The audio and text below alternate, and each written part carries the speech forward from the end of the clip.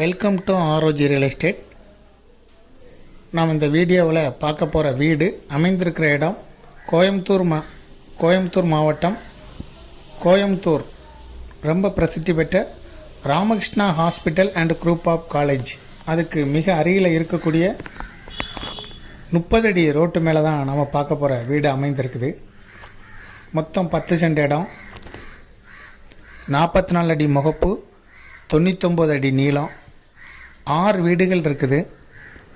இப்போ நம்ம பார்க்குறது தான் 30 அடி ரோட்டு மேலே தெற்கு பார்த்த சைட்டில் கிழக்கு பார்த்து கட்டியிருக்காங்க.